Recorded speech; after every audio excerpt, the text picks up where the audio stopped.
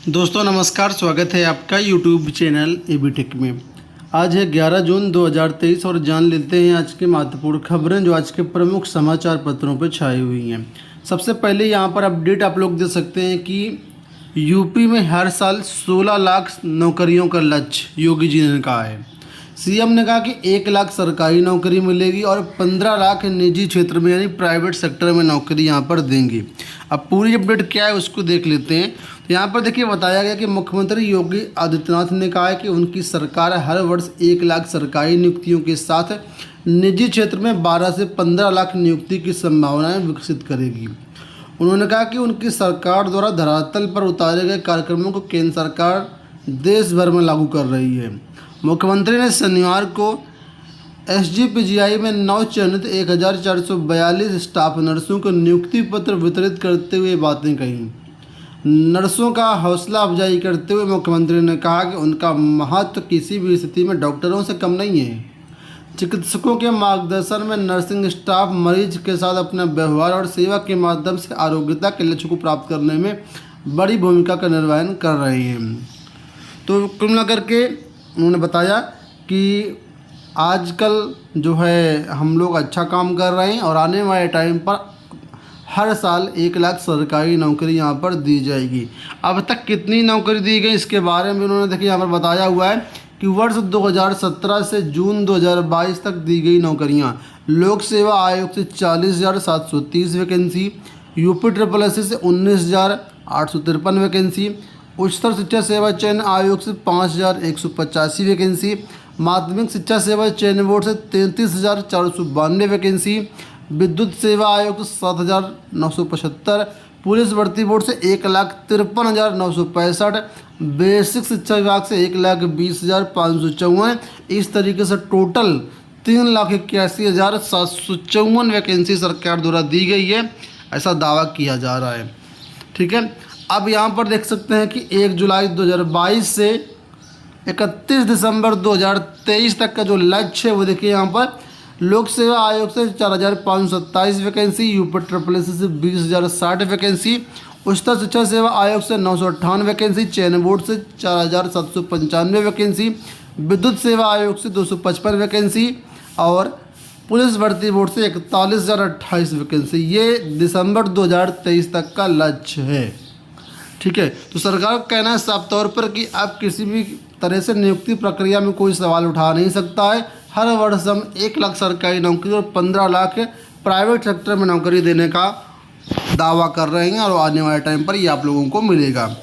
तो ये है आज की एक बड़ी ब्रेकिंग न्यूज़। कमेंट बॉक्स में अपने विचार इसमें बता सकते हैं। यहाँ पर देखो अपडेट है कि परिवार की आय 4 लाख तो बीटेक की फीस माफ़।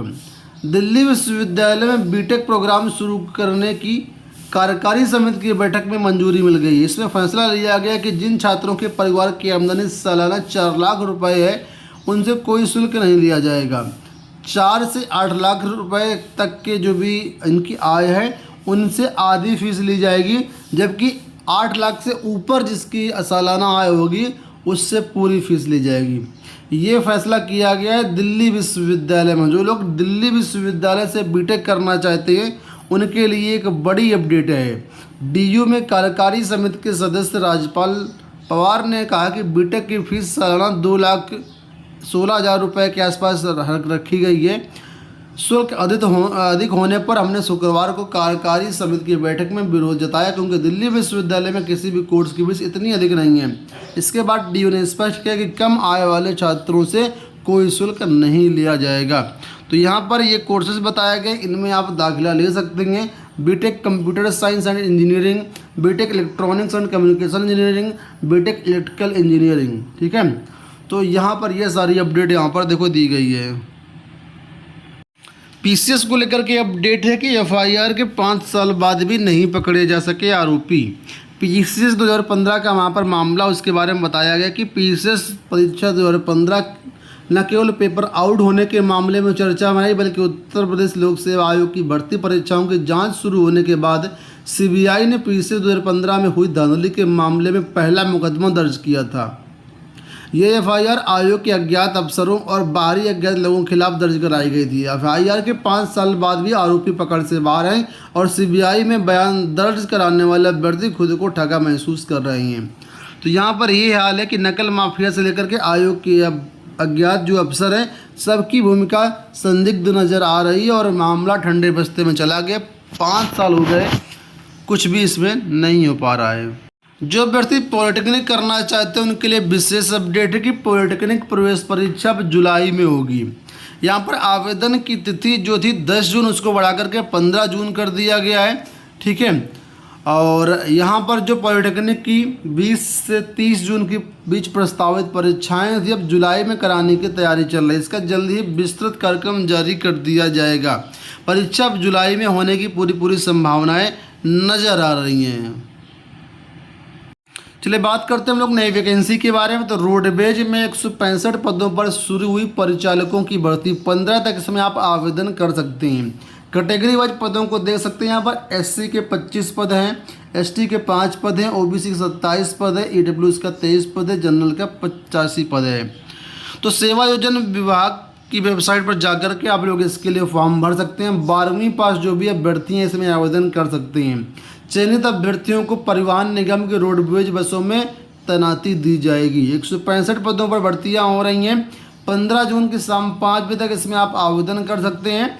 परिचालकों के लगभग 2000 इसमें पद खाली हैं, जिसमें से 165 पदों पर भर्तियां हो रही हैं। प्रयागराज से विशेष अपडेट है और प्रयागराज में ही केवल बात करें तो 300 पद भरे जाने हैं। ठीक है, और यहाँ पर फिलहाल आउटसोर्सिंग से भर्तियाँ कराए जाने की तैयारी है। इसके लिए जो सेवायोजन की वेबसाइट है sevayojan.up.nic.in, यहाँ पर जाकर के आप फॉर्म भर सकते हैं। आप लोग जानते हैं कि इस समय परिषदीय विद्यालयों में ऑनलाइन ट्रांसफ़र के आवेदन चल रहे हैं। उसके बारे में अपडेट है कि तबादले में कई जिलों के अरमान शून्य। 1 दर्जन जिलों के ग्रामीण क्षेत्र में सहायक अध्यापकों का नहीं हो सकेगा स्थानांतरण। बेसिक शिक्षा विभाग के विद्यालयों में कार्यरत शिक्षकों को उनके मनपसंद जिले में स्थानांतरण देने का अवसर तो दिया गया है, लेकिन करीब 1 दर्जन जिलों के ग्रामीण क्षेत्र के विद्यालयों में पद रिक्त नहीं होने से किसी का स्थानांतरण नहीं हो पाएगा। इन जिलों के ग्रामीण क्षेत्रों में नियुक्त शिक्षक मनपसंद जिले में स्थानांतरण के आवेदन कर सकेंगे। फिलहाल यहाँ पर देखो ये अपडेट है कि पारस्परिक तबादले को आवेदन नहीं कर पा रहा है शिक्षक। यहाँ पर ओटीपी की समस्या थी, ओटीपी वगैरह नहीं आ रहा था, लेकिन अब ओटीपी आना शुरू हो गया, ऐसी यहाँ पर जानकारी दी गई है। तो अगर आप भी इच्छुक हैं ट्रांसफ़र के तो इस समय आवेदन भरे जा रहे हैं, आप लोग इसमें आवेदन कर सकते हैं। उत्तर प्रदेश में नई पुलिस भर्ती को लेकर के यहाँ पर एक विज्ञप्ति जारी की गई है। बताया गया कि उत्तर प्रदेश पुलिस रेडियो संवर्ग में कार्यशाला कर्मचारियों के 120 पद, सहायक परिचालक के 1374 पद, प्रधान परिचालक के 938 पदों पर भर्तियां होनी है। इसके लिए टेंडर आमंत्रित किए गए हैं, निविदाएं आमंत्रित किए गए हैं। तो आने वाले टाइम पर ये भर्तियां होंगी। इसके लिए एजेंसी का चयन यहाँ पर किया जा रहा है। कई बार इसके लिए टेंडर की नोटिस जारी कर दी गई है, लेकिन यहाँ पर जो निविदाएं आती है काफ़ी कम आती हैं। इस वजह से यहाँ पर कोई भी एजेंसी फाइनल नहीं हो पा रही है। फिलहाल 30 जून तक यहाँ पर निविदाएँ संबंधित संस्थाओं से आमंत्रित की गई हैं। अंत में राजस्थान टंडन मुक्त विश्वविद्यालय को लेकर के अपडेट है कि मुक्त विश्वविद्यालय में प्रवेश शुरू करने की फाइल यूजीसी में अटकी। उत्तर प्रदेश राजस्थान टंडन मुक्त विश्वविद्यालय के नई शिक्षा नीति के तहत तैयार स्नातक परास्नातक 31 कार्यक्रमों में प्रवेश प्रक्रिया में देरी होनी तय है। मान्यता नवीनीकरण की फाइल अभी यूजीसी अनुदान आयोग में ही अटकी है। इसकी वजह से विश्वविद्यालय प्रवेश प्रक्रिया शुरू नहीं कर पा रहा है। मुक्त विश्वविद्यालय प्रशासन का कहना है कि यूजीसी ने कुछ बिंदुओं पर जानकारी मांगी थी, ये जानकारी दे दी गई है। तो नई शिक्षा नीति के तहत यहाँ पर 31 कोर्स शुरू हो रहे हैं यूजीपीजी के, लेकिन मामला फिलहाल अटका हुआ है। दोस्तों ये हो गई आज की सारी अपडेट। उम्मीद करता हूँ वीडियो पसंद आया होगा। इसी तरह की अपडेट पाने के चैनल को सब्सक्राइब कर लीजिए। ये न्यूज़ वगैरह डाउनलोड करना हो तो आप हमारे टेलीग्राम से डाउनलोड कर सकते हैं। टेलीग्राम का लिंक वीडियो के डिस्क्रिप्शन बॉक्स में दिया है।